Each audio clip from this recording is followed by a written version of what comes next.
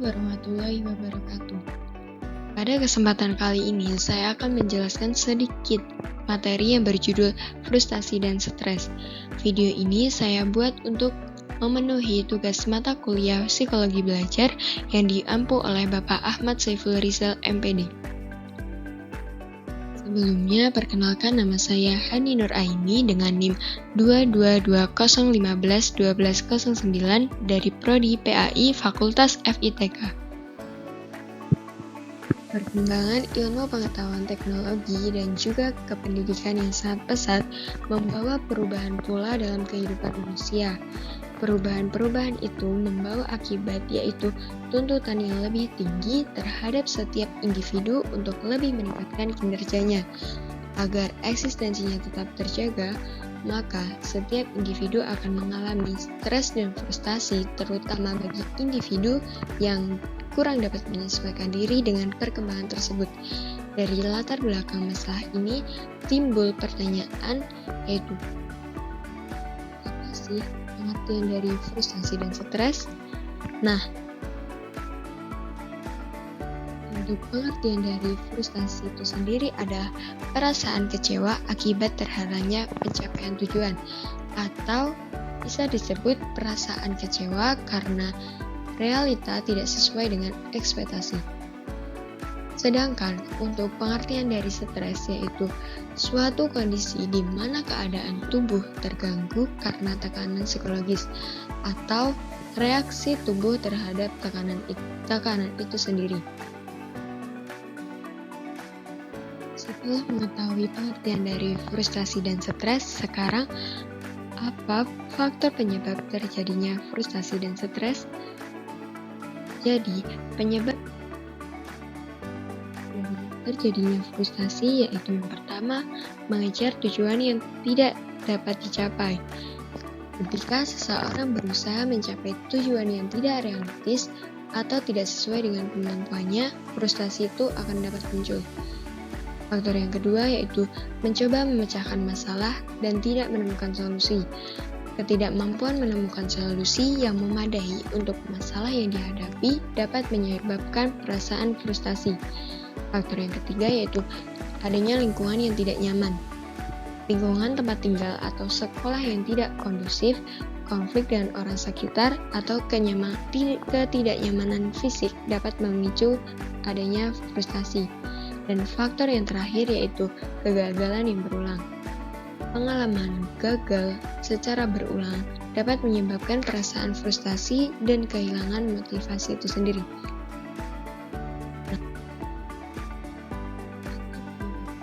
Stres dibagi menjadi dua. Yang pertama ada faktor internal. Faktor internal itu sendiri dibagi menjadi 4, yaitu yang pertama ada frustasi, konflik, tekanan, dan memaksakan diri sendiri. Faktor yang kedua yaitu ada faktor eksternal. Di sini dibagi menjadi 3. Yang pertama, keluarga, sekolah, dan lingkungan fisik. Lalu, bagaimana sih cara mengatasi frustasi dan stres? Nah, di sini saya akan membahas cara mengatasi frustasi. Yang pertama ada bersikap optimis, berbicara pada diri sendiri dan meyakinkan diri bahwa semua akan baik-baik saja.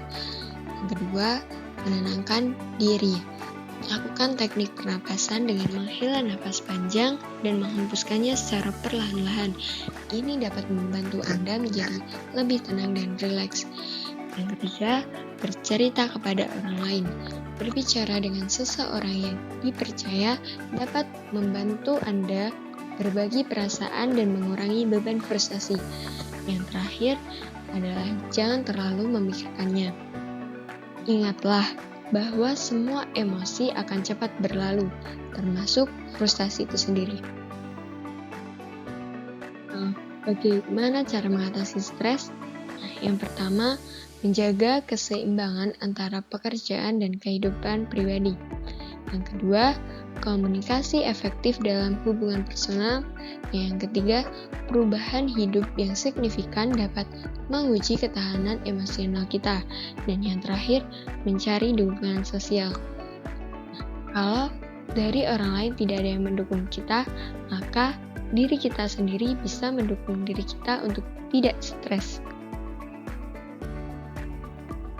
Pembahasan yang keempat yaitu apa perbedaan dan persamaan frustasi dan stres. Untuk perbedaan frustasi dan stres, yang pertama yaitu frustasi lebih terkait dengan perasaan kecewa karena terhalangnya tujuan, sedangkan stres lebih terkait dengan reaksi tubuh terhadap tekanan. Yang kedua, stres dapat berlangsung lama dan membahayakan kesehatan, sedangkan frustasi biasanya lebih singkat dan dapat berkembang menjadi stres jika tidak ditangani. Lalu persamaan frustasi dan stres. Yang pertama, baik frustasi maupun stres adalah dua kondisi yang terkait dengan perasaan ketidaknyamanan dan tekanan psikologis. Yang kedua, keduanya dapat mempengaruhi kesejahteraan mental dan fisik seseorang. Dan yang terakhir, situasi yang menimbulkan frustasi juga dapat menyebabkan terjadinya stres dan sebaliknya. Terakhir, dampak frustasi dan stres dalam proses belajar. Pertama, berpengaruh pada kesejahteraan emosional. Itu dapat mengganggu kemampuan belajar dan menghambat pencapaian akademik. Kedua, menurunnya daya tahan tubuh siswa sehingga mudah sakit. Yang ketiga, mempengaruhi kesehatan mental siswa. Dan yang keempat, menurunkan konsentrasi dan fokus. Yang kelima, menurunkan motivasi belajar. Dan yang terakhir, berpengaruh pada hubungan sosial. Pesan dari saya, jangan karena realita tidak sesuai dengan ekspektasi menjadi alasan untuk frustrasi. Ada baiknya beradaptasi bahwa semua akan teratasi. Sekian dari saya. Dan semoga bisa bermanfaat untuk kita semua. Maaf apabila masih banyak kekurangan karena kita sama-sama belajar. Cukup sekian dan terima kasih. Wassalamualaikum warahmatullahi wabarakatuh.